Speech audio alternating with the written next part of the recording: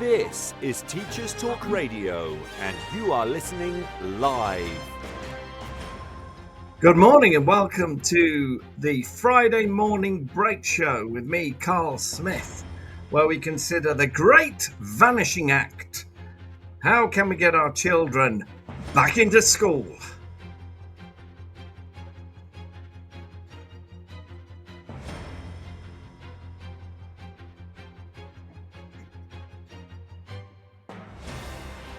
This is Teachers Talk Radio, and you are listening live.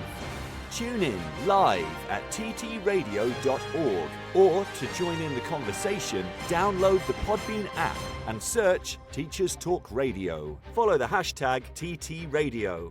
Tune in, talk it out with Teachers Talk Radio.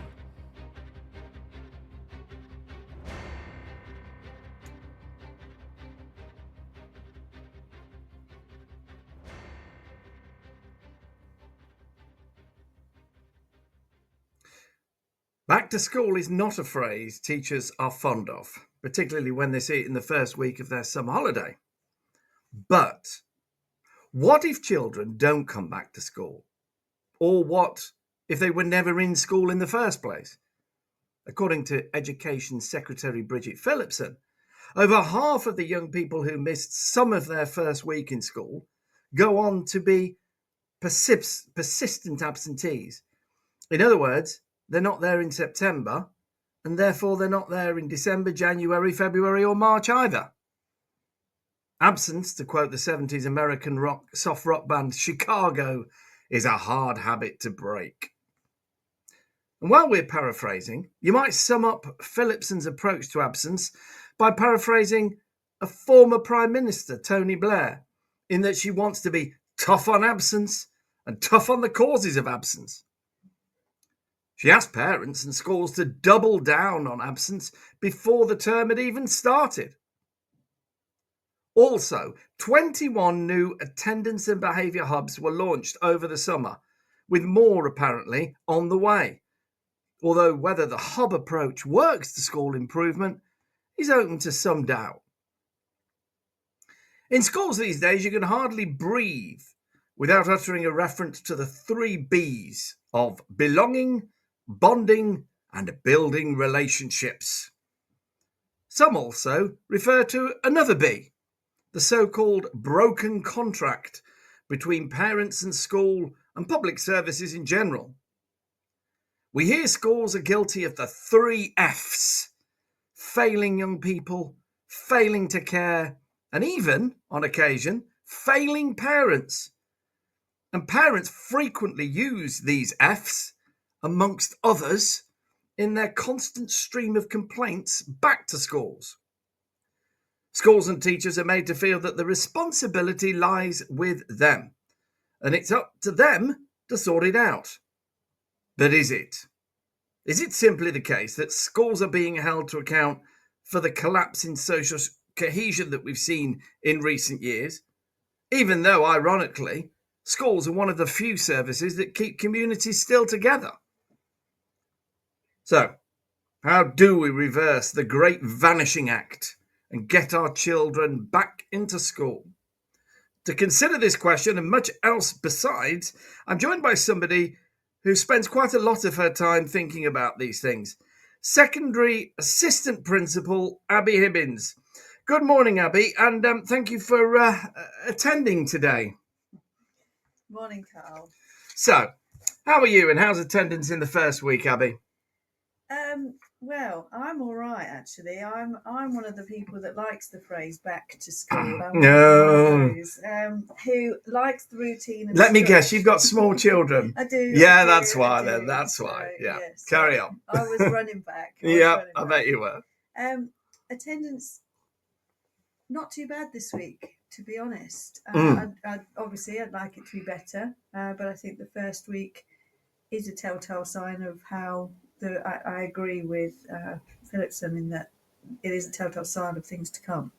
And we're looking as a school at those students who haven't set foot through the door yet, and that's the focus this year. And whether we can put some strict action plans in place from the get-go. And I think as long as you're starting with the right attitude, and Phillipson talks about standing shoulder to shoulder with families.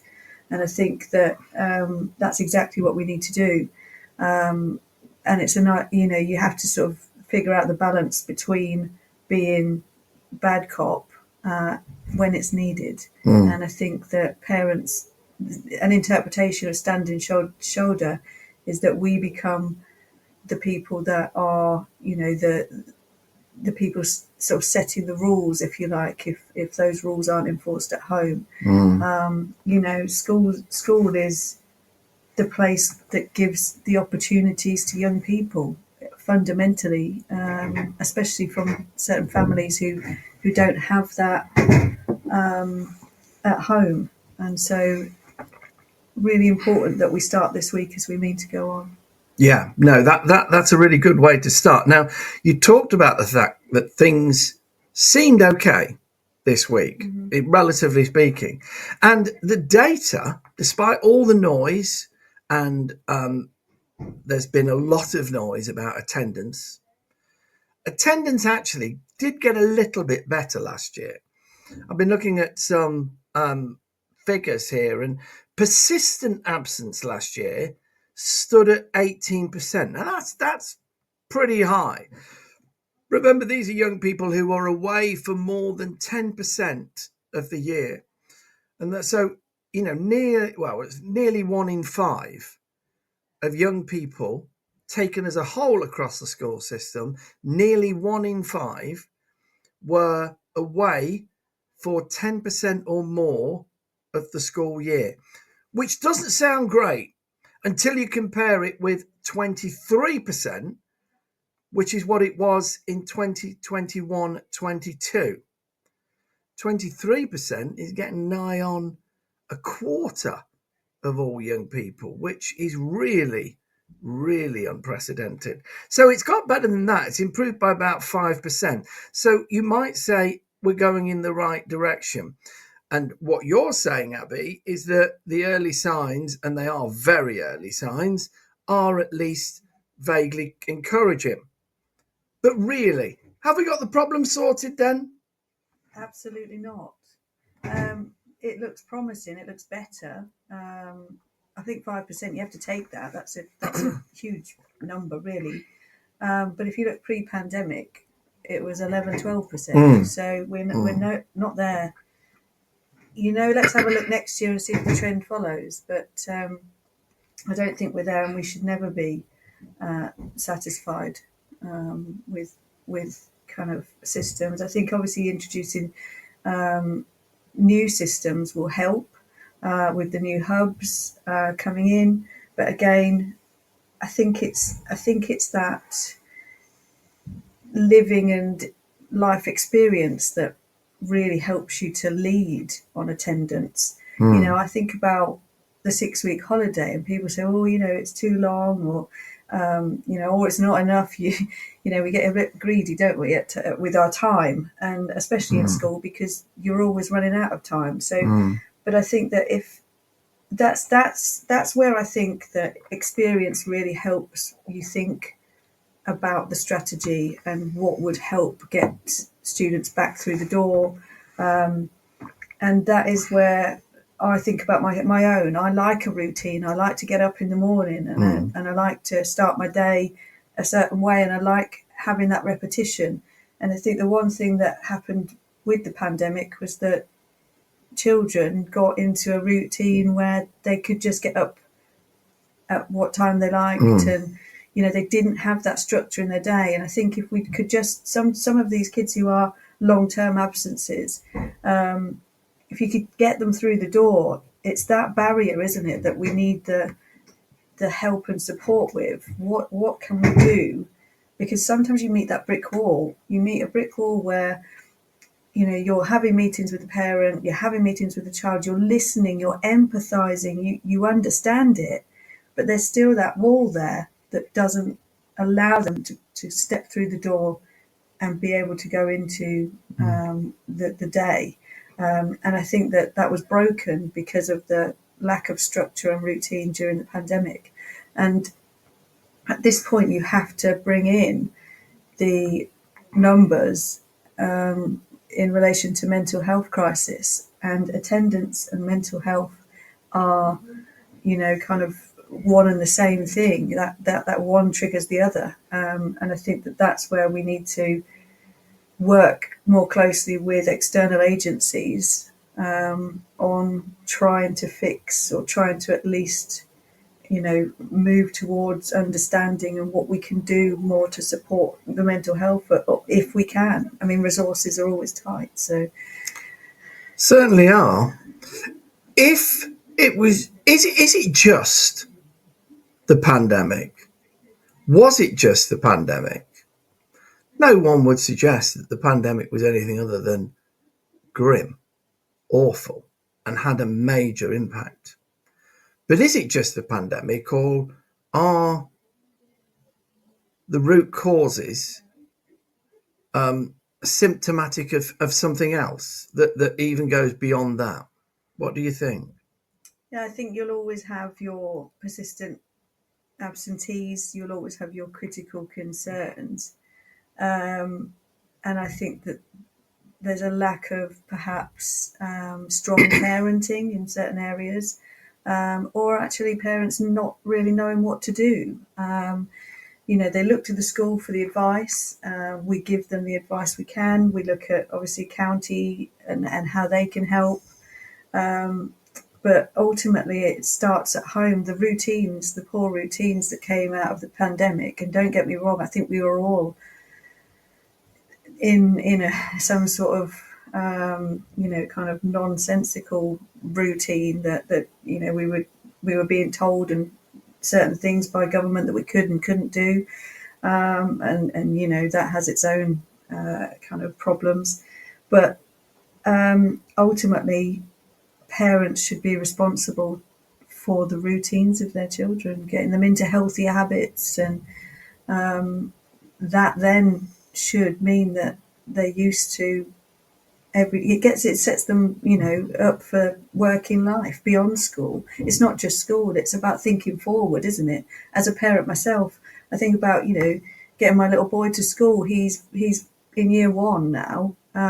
He loves school. I'm really lucky. He loves school, but I've got to keep him there. And he loves getting his little uniform on. He's got his friends, and this year's going to be different because there's more learning involved now. It's not just playtime. He's in proper school. He is. He's not just in the little kind of. He's not. I don't have to buy 10 pairs of shoes because he's scraped them all on the balance bikes this year. But hopefully, anyway. I was going to say, good luck with that. Good luck. But I'm really lucky that he loves school. But it starts with that routine, getting him up at a certain time, making sure, and he has his downtime at the weekends, and it's having that balance, isn't it? Not everybody's so lucky, and not everybody has, kind of a supportive, environment around them. And so, I think about single parents as well, families who've lost a parent, or families who have been through significant trauma. And I think certain families went through that in the pandemic, but that's not a new thing. They're things that have been ongoing. So we have to always look at the contextual factors. There is never a reason that a child doesn't want to come to school. Children like routine secretly. It's a secret. Yeah, you don't want to admit it. No, I do. I'm well, yeah. I'm not a child, so yeah. But it starts with that. Healthy routines, healthy habits. Now, you said something a moment ago that fascinated me, Abi. You said it's not a new thing. And of course, many of the things that we talk about are not new things. But when you're looking at trends, you are looking then for something that's changed, something that's different. Quite often in the literature, of which there is an ever-growing amount, on how to address attendance and problems with attendance, quite often it talks about how schools have got to change, or that schools have changed, but in a not in a good way, and they have got to change. They've got to reinvent themselves. But schools have been doing, broadly speaking, similar things for a long time, and up until fairly recently, there wasn't a huge attendance crisis, and now there is.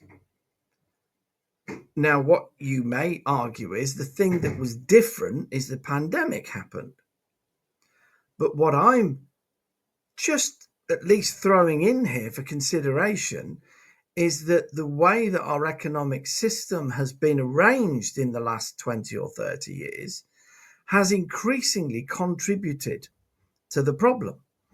And often I find that crises happen in little small stages, and then all of a sudden there's a big collapse.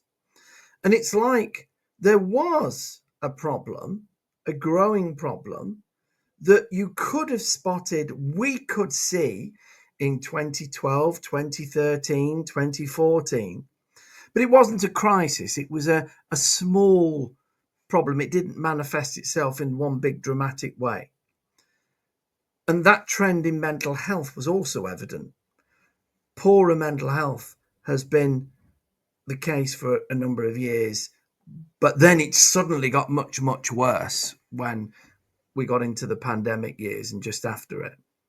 So is there something else? And is it just the economic system? Or is it, as I think the author of The Anxious Generation, Haidt, I think his name is, but that's Haidt. He claims in that book that it's about technology, and it's about the fact that round about 2011, 2012, kids got hooked on smartphones and social media in a way that they hadn't been hooked before, because it was all gamified, and that meant then that disrupted their social relationships. It actually, he says, physically rewired their brains. Not that, I hasten to add, I've seen any compelling scientific evidence that suggests that either brains can be rewired or that technology has done it. But this is his argument. Do you think something like that's behind it or not? Again, I think it's evident that this has a huge impact on our young people. Going back to when I was at school, I'd walk home with a group of friends, and I'd say, "Oh, I'll ring you in a bit, and we'll organise meeting up later."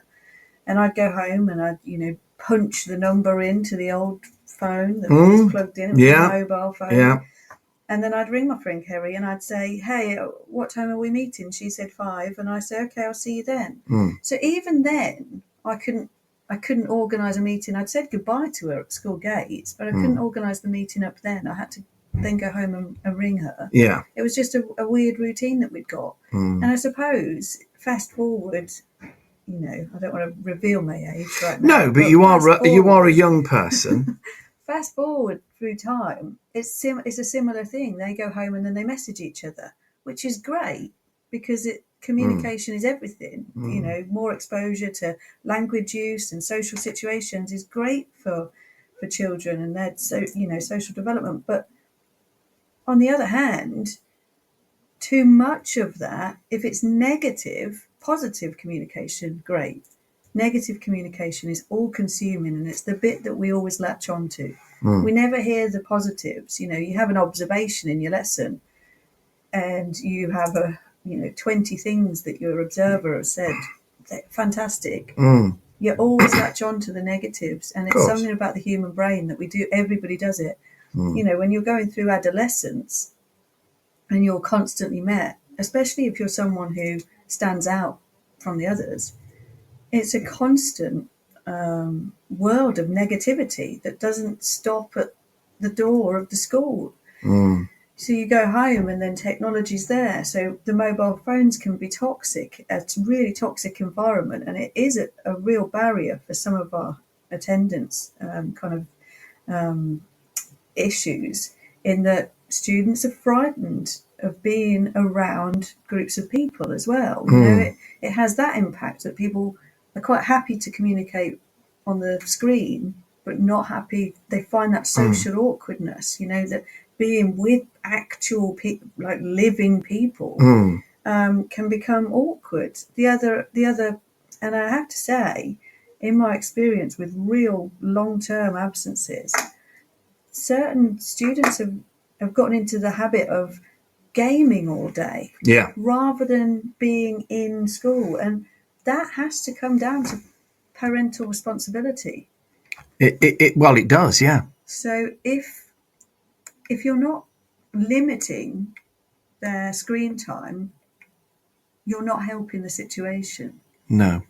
I can absolutely see how the argument runs, and I don't want to turn this discussion entirely into one about technology, but I wanted to make a reference to it because it's possible to explain these things through several different routes, and I think it's just important that because we can say it's the pandemic, and of course the pandemic has had an enormous effect, but also there's lots of other alternative explanations, and exactly what's going on is, I think, something that we're all struggling to to figure out. So I just wanted to raise the fact that it is potentially also related to a number of other factors as well. Now, what we're going to do at this point, Abby, is we're just going to have a word from our sponsors, and then we're going to catch up with this week's education news as we all coming back to school after the summer break. And then we're going to return to this issue and get into some more of the nitty gritty about what we can do to help resolve this matter. Get a head start on your fresh start with Bloomsbury Education. With 30% off all our books till the end of September, this back-to-school sale is your chance to stock up on CPD titles, classroom resource banks, lesson ideas, and practical solutions to every teacher's pain points. Browse titles on sale from the Like a Ninja series, The Week Junior, and Let's Talk Picture Books. Perfect for the new school year. From leadership to inclusivity and maths to mental health, Bloomsbury Education has books for every step of your teaching journey. Welcome back to school at bloomsbury.com/back-to-school sale. Over 7,500 primary schools are already using Kapow Primary to boost confidence in teaching foundation subjects. Our expert-created curriculum planning, lessons and CPD are here to support and upskill you, whether you're a subject lead or classroom teacher. If you've got knowledge gaps in art, music, computing or beyond, we've got you covered. Head to kapowprimary.com and empower your teaching today. This show is brought to you in partnership with John Catt Educational, publishers of professional development books and resources that support great teaching and learning in schools around the world. Don't miss out. Level up your professional development today and visit johncattbookshop.com to explore the full range of titles. This is Teachers Talk Radio, and this is Teachers Talk Radio News.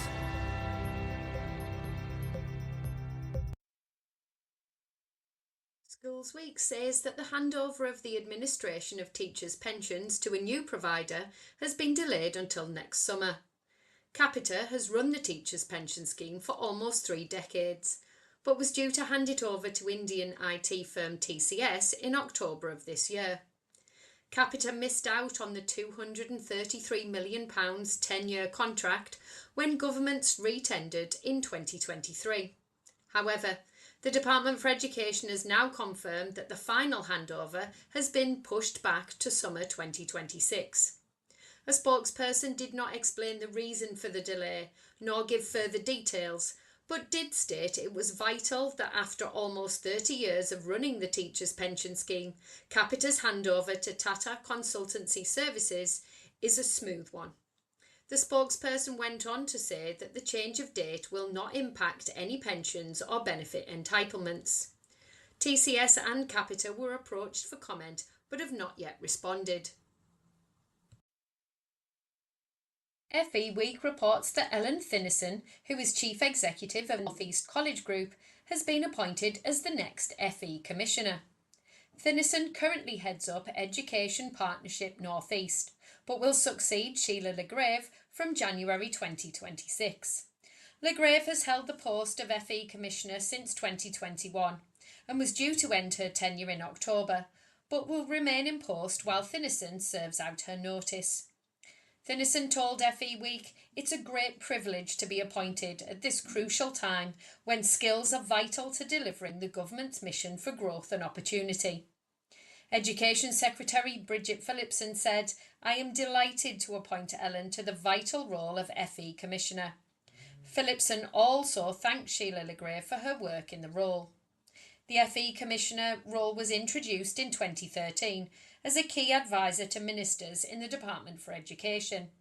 The Commissioner intervenes in struggling colleges, where visits turn into published reports which assesses quality and financial health, as well as the existing governance and leadership.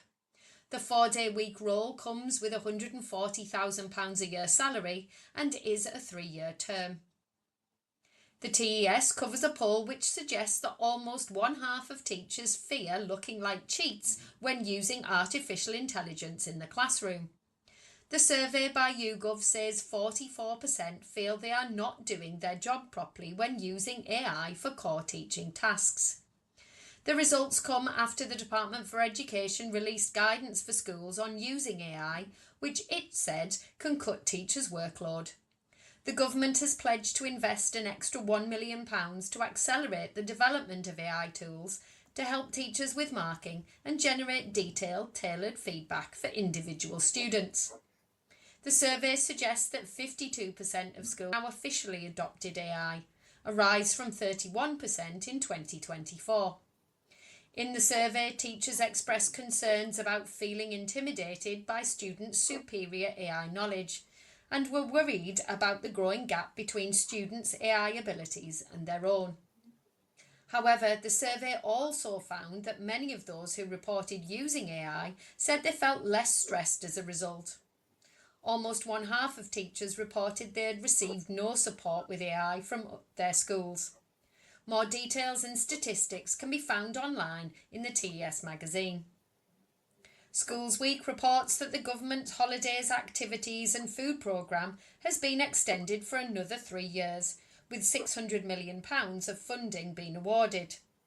The scheme was piloted between 2018 and 2020 and rolled out nationwide in 2021, and it pays for free clubs and lunches for poorer pupils during school holidays. The DFE has said it will run until at least March 2029. And Education Secretary Bridget Phillipson said, "Giving every child the best start in life is my number one priority." Councils have welcomed the announcement. More details on Schools Week online. The BBC reports that in the USA, the FBI is investigating a wave of active shooter hoaxes at US universities, which have triggered chaotic armed police responses as students return to campus for the new semester. Since the start of the new school year, nearly a dozen universities have been hit by swatting hoaxes, leading to panic as students, parents and faculty flee. In a statement issued in response to the latest wave of hoaxes, the FBI encouraged the public to remain vigilant and immediately report anything they consider suspicious. Last year, a British man became the first in the UK to be charged with committing a swatting hoax after police in the state of Maryland responded to a fake hostage call and shot the victim of the hoax with plastic bullets. The FBI reports that several young men have now been jailed for calling in such hoaxes. This has been Teachers Talk Radio News with Joe Fox. Thank you. Abi, welcome back. Thank you. And I want to refer now to an article that I read in the TES, if I can mention that. Other media organisations are, of course, available. But this particular article was from a psychologist who said that schools, and I quote, "schools no longer spend enough time thinking about their care." And by their care, I assume she meant the care of pupils. So schools no longer spend enough time thinking about their care, which I take to mean that at some point in the past they did think a lot about care, but they don't think about it so much now. Is this something you agree with? Absolutely not. I think when you work in a school and when you are a leader in a school, it's all you think about, and you think about your staff as well, and you sacrifice sometimes, sadly, your own kind of family life, thinking about that, and or even yourself, the sleepless nights that you think, I could do this to help this situation. And I don't think that you get into this job half-heartedly. I think, teachers, it starts with teachers, it starts with tutors. Having a good pastoral system helps, but never being complacent either. You are constantly thinking, how can you help a vulnerable student? How can you help, make things a bit better in terms of, when we think about attendance, how can you help get them through the building, and what is it at home that makes them feel safe, and how can that transpire into school? And I think that we have to talk about safeguarding there. I think some children just we need to unpick what's going on in order to understand, and the only way you can do that is to approach it with care and empathy. And I think that that's the way. I'm very lucky that I work in a school that's their ethos. The culture of a school is to have staff who care and don't brush things under the carpet. It's all of our responsibilities to make sure that children feel safe and feel cared for. It's fundamentally what we're in this job to do. We are obviously measured by certain values academically, attendance-wise, and so forth. But ultimately, it's to ensure, as Phillipson says, that everybody, all young people, are given the best opportunity. And that has to come from a place of care. So I don't think that can be true. No, I wouldn't agree either. I think that was probably a badly phrased, badly put sentence. And I think that possibly it's not fair to assume that actually what I suggested that psychologist was saying was actually what that psychologist was saying. I suspect it was more that she was trying to make the point that there isn't enough care in the system, given the problems that people currently face, and that in reality, we need to find ways to increase that level of care. But is care enough?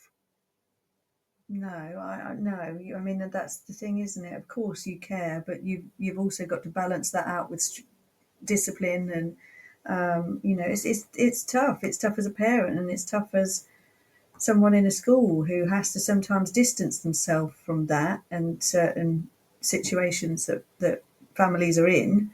But you have to empathise. You have to show understanding. You have to show empathy, and then you have to assess what realistically we can do as a school with the budget and the resources that we have, which are second to none.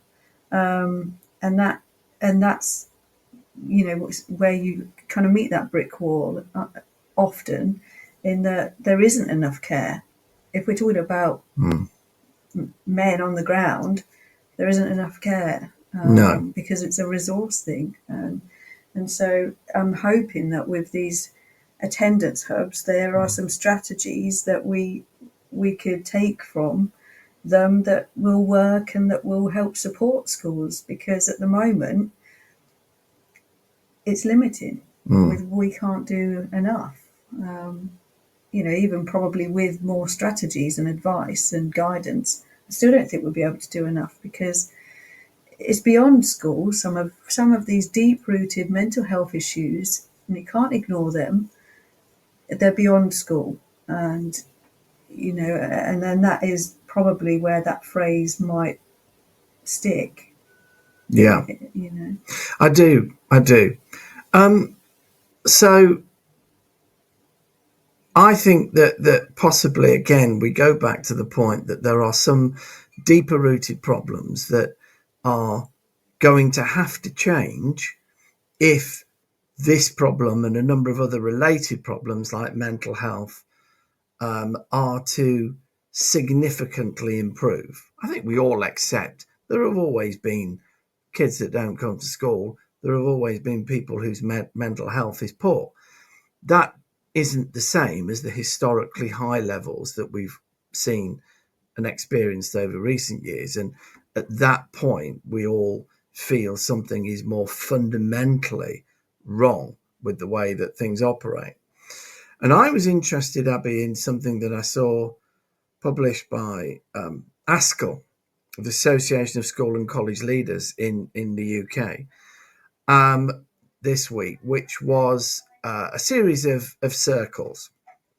And in the middle of, the central circle were all those things that those school leaders said were definitely the responsibility of schools. There was no question that schools were in a position to address them, and schools were designed, in fact, to meet that need. So those things were in the middle.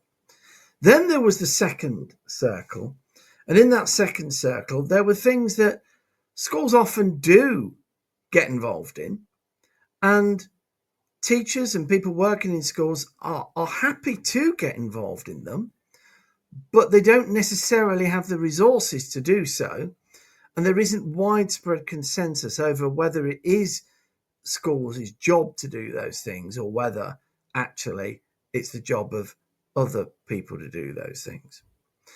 And then there are, the bigger circle, there are those things that schools may end up doing or occasionally may express a desire to do, but they are definitely not what most people would regard schools as being responsible for. And some of the things that we're talking about that have a direct impact on attendance do fit into that wider circle.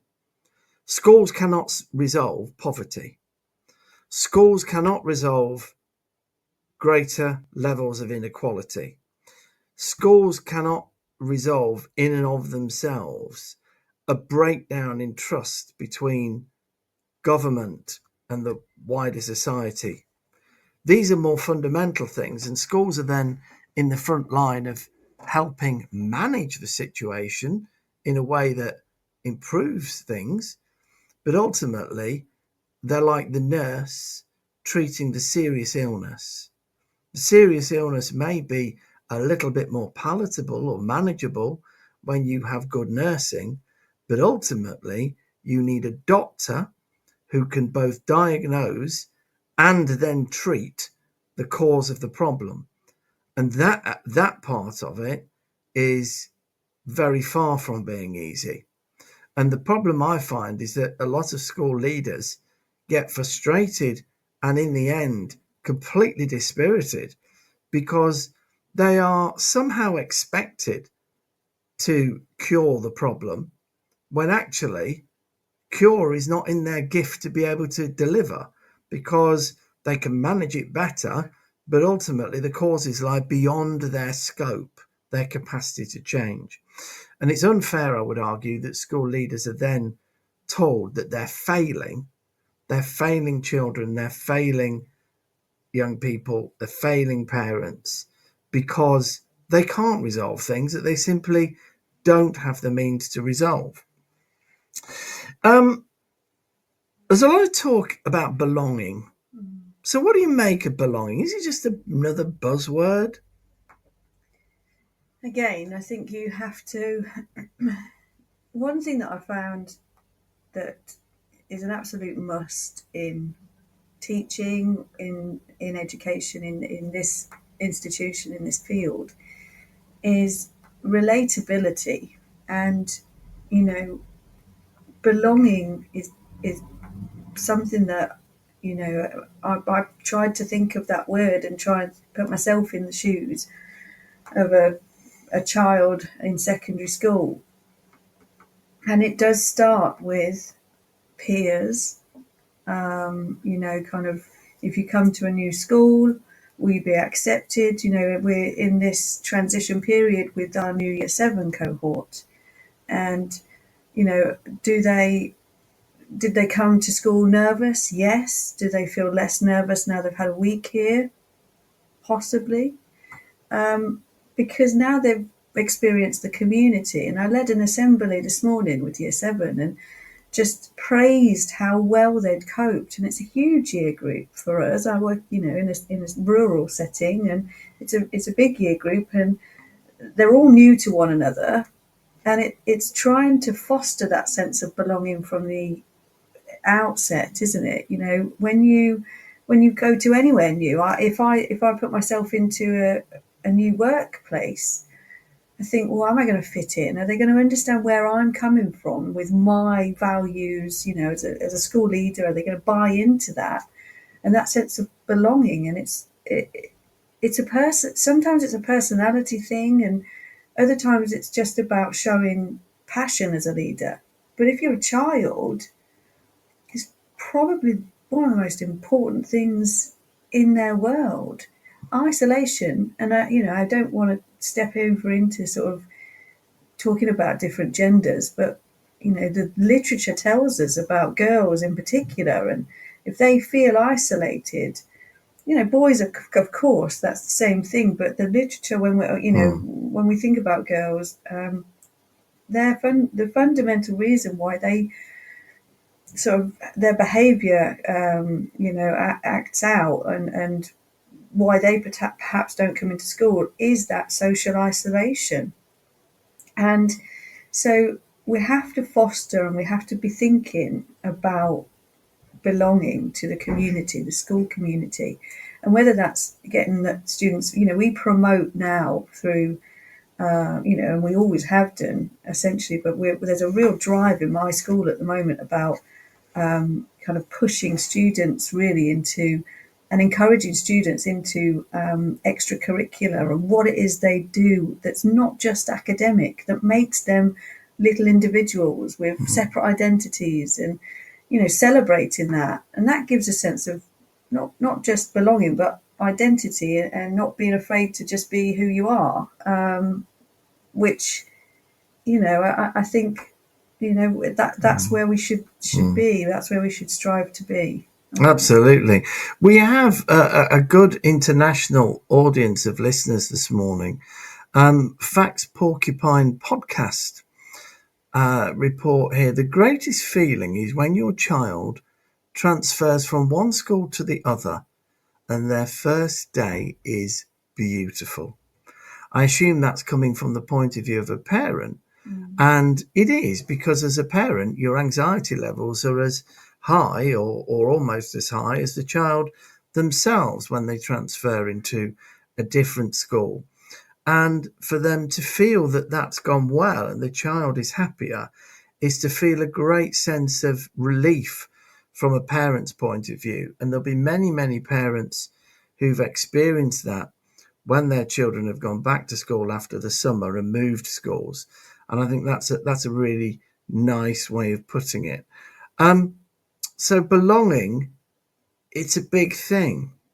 But we live in a world where, certainly in Western society, we have been told that difference is great, that we should celebrate our individuality, that we should be our own person, not part of a community, but our own individual person with our own individual thoughts and ideas. And so we're very individualistic in the way that we approach things. Is it that the lack of community cohesion in societies that emphasize individuality so much, that lack of community cohesion is now coming to affect us negatively, that people need community and they need to feel part of belonging with a community, and they simply don't? Yeah, I think so. I think that and it is a society thing. If you don't fit the mold, if you're slightly different, prepare to be judged by that. And it's sad, really, as a teenager that they have to go through that and feel like that's not something that they, can almost life needs to, they need a little bit more experience before they sort of think, well, you know what, I'm going to do it. I'm going to be me. I don't want to fit the mold. I want to break free and I want to be this person. And there needs to be more emphasis on that, I think. But we, again, as a school, we try to celebrate that through our, again, our ethos and our values. And we're constantly revisiting them in assemblies, and we're constantly revisiting them in our schemes of work. And we, the onus is on identity and celebrating difference. But not everybody thinks like that, and not all parents think like that either. So, and there can be some backlash on celebrating difference and certain things from home, that can stop that. And those again, the values need to be repeated at home as well. If we are singing from one hymn sheet and parents are singing from a different, we're never gonna. The child's confused. No. And so I think it's something that you have to know your community. And I'm lucky enough. Again, I keep saying how lucky I am, but I am lucky enough to work in and live in a community that I've always lived in. I've grown up in the area and I teach in the area, and that could be, that could be quite dangerous when you see so many children out and about. There are problems, dangers with that. Yeah. But it's but the community, I like being part of the community that I've always lived in. So. For those listeners, I, without specifying the community that we're talking about here, we're in the UK. So just so people are aware, we are in the UK. Yeah. But it's. I think that when we look at belonging and when there's that balance, isn't there? It's great to be different and it's great to be unique. But where does that mean you fit the kind of belonging, I suppose, word, and you'll find your people, and whether you find them at secondary school or not, it's you will, and again, I think sometimes our students or our children are trying to run before they can walk. And why haven't I got any friends now, or why haven't I got any close people now? And it can be really detrimental at this age for students. They don't see the future. Some of them, they're just, which is beautiful that they live for now, but it's almost, you're trying to teach them that this isn't it. Life isn't stopping here. No. This isn't the world as it's going to be forever. So, it is one of the things that I'm very passionate about, and we make places in school safe places. There's always somebody that students can go and speak to should they feel that they're slightly out of place, and having that open communication, hopefully, and with parents as well, to be able to kind of communicate with the school or people in the school to say, they haven't quite met their person yet, or they're not feeling included in social groups. We have lots of people, lots of places that students can go to. Well, that's really good to hear. Facts Porcupine podcast said something here. I always tell my son, you don't go to parties, you create the party. That's so true, isn't it? That is so true. It's about people in the school feeling that it's not about what the school does for them. I think JF Kennedy said something along these lines. It's not about what the school does for you. It's about what you do for the school. But the problem with getting to that stage or that mindset is that some young people clearly think that the whole concept of school is not only alien, but comes from a section of society that they aren't part of, that their family isn't part of, that the people that work in schools are different people to them, and they assume, without necessarily articulating it, that those people have had different lives to them, and that they therefore don't get it in the way that people like them would get it.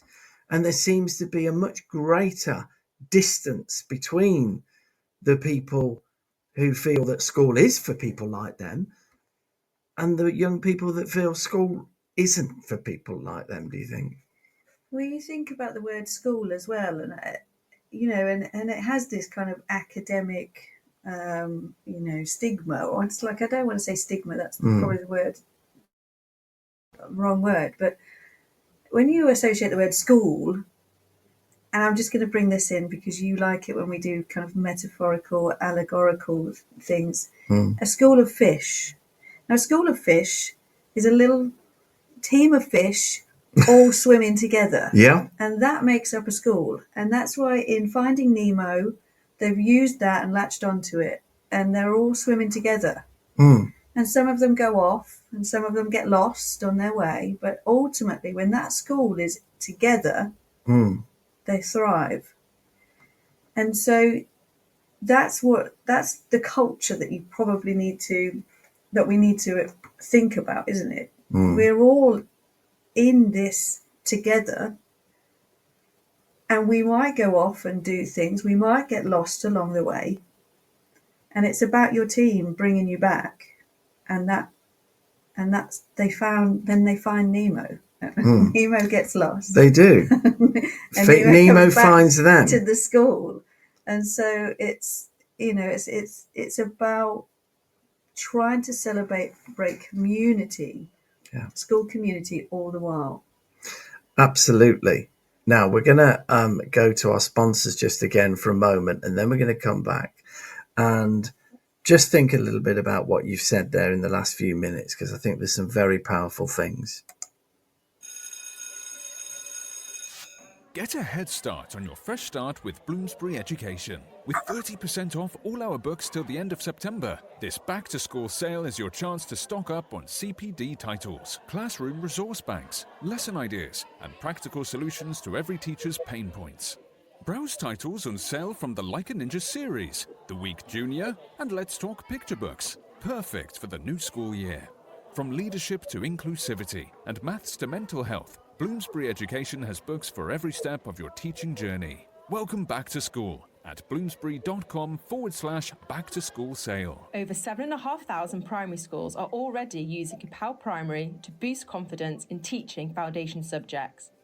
Our expert-created curriculum planning, lessons and CPD are here to support and upskill you, whether you're a subject lead or classroom teacher. If you've got knowledge gaps in art, music, computing or beyond, we've got you covered. Head to capelprimary.com and empower your teaching today. This show is brought to you in partnership with John Catt Educational, publishers of professional development books and resources that support great teaching and learning in schools around the world. Don't miss out. Level up your professional development today and visit johncattbookshop.com to explore the full range of titles. So welcome back to the last part of the show.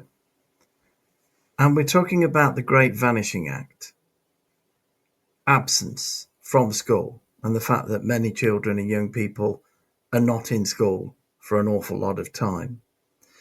And I want to ask you for a moment now, Abi, do you think it's just a matter of time before attendance returns to its pre-pandemic levels?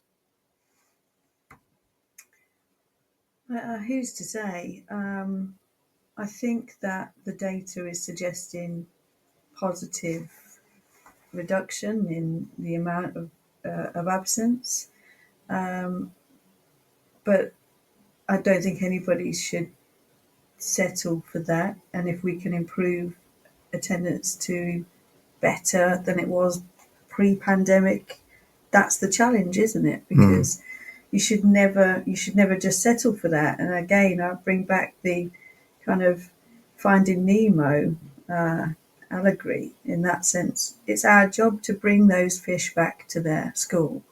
And that's something that we never should lose sight of. No, so it's made us ask questions. Facing crises such as the attendance crisis, which is international. It's certainly not just a problem that's unique to the UK.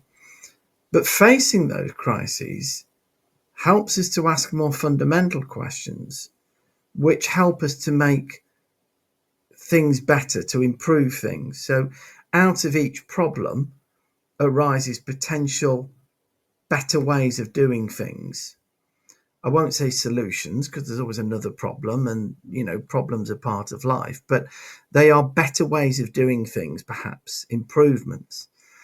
And so what we are exploring in schools, certainly in Western society, I suspect, is a question of going back to what is school for, and trying to figure out amongst us how to make school more engaging, more relevant, more effective at giving young people in this society at this moment in time what they need to go on and progress in their lives and become, positive, decent people who have the right values. And schools only have so much control over those things, as we've said many, many times. But building communities is not an easy thing to do. You don't have to go very far in all Western societies, never mind other societies, to look at people talking about the dangers of immigration, for example, and about how people feel that there is a cosmopolitan elite which is distant from the real society that most people have to live and cope with. And because of those disconnects, it makes it quite difficult for schools to then build communities. They almost become little islands of hope in a sea of despair. So, is there hope for schools? Can we make our schools places where our young people can thrive? Or are we doomed to have to live out the consequences of the wider failings of our economic and social systems? I really hope we're not doomed. I really hope we're not doomed. We'll keep going on. But as you say, we are on the front line, and the microscope is always on us as teachers. I do think that you're absolutely right when you say about how there is a certain stigma attached to a teacher. We're in a professional, institution, which means we have to hold certain levels of professionalism. But we are real people, and we come from real backgrounds, and none of us. We do. None of us. I can't, unless you've been incredibly lucky, none of us have had it easy. And so, I think that's something that people in society need to understand, that a lot of teachers, many teachers, have real backgrounds and real contexts of their own. They do. And so that's something again that makes us want to do our jobs, because we know how hard it can be. Well, that's for sure. And I think people working in education in all countries would echo that. And there is so much commonality in our experience. We are told sometimes by our media or our governments that our system is fundamentally different from another system, either in a good or a bad way. But I actually think there is a great deal that we experience which is similar. Of course, the contexts are different, but there is a great deal that's similar. And certainly most of the things we've been talking about today with regard to attendance are common, whether you live in the United States, whether you live in Sweden, whether you live in France, Germany, Italy, Malaysia, India, wherever abouts you are, there are similar things happening. So there's got to be a common thread that's running through this, and we're all trying our best. But there are some pretty fundamental questions that we're having to ask about what we're doing in education and why we're doing it, and what it is that we can do in the future to change things around. So, what are we to do then? To sum it all up, in terms of our attendance strategy, and I know that's, big question, but I don't want to go into all the fine detail. There are lots and lots of guides and podcasts and programs that tell teachers and schools about how to approach attendance strategies. But summing it all up overall, what is it that attendance strategies have to somehow do that will make things a bit better? Standing shoulder to shoulder. I'll go back to the beginning. Standing shoulder to shoulder with families, being as honest and open about home life and barriers as possible, and empathizing with situations beyond our control. That is an extremely well put way to end the show. And therefore, I'm not going to add to it because it'll only spoil the impact. But thank you so much, everybody, for listening today. And I hope that it has given you some food for thought. This was not intended as a manual to improving attendance. It was not intended as a strategy guide so that you can follow X, Y, and Z. And there are lots of things that you need to do, which you can find from lots of different sources. But the reality is, behind that, what's our experience? What's our reflections? What do we think is happening? And I think our guest today, Abi, has summed those up perfectly. Don't forget to listen to Teachers Talk Radio, because there are lots and lots of other really super podcasts out there on Teachers Talk Radio, which cover all manner of things that people in education over the world are experiencing every day. And it's a really good way to unwind, to process some of the things that you experience in school, and also to understand that other people are experiencing those things too. Thank you very much, everybody, and have a good day. You've been listening to Teachers Talk Radio. Tune in live and listen back at ttradio.org. We look forward to hearing from you next time on Teachers Talk Radio.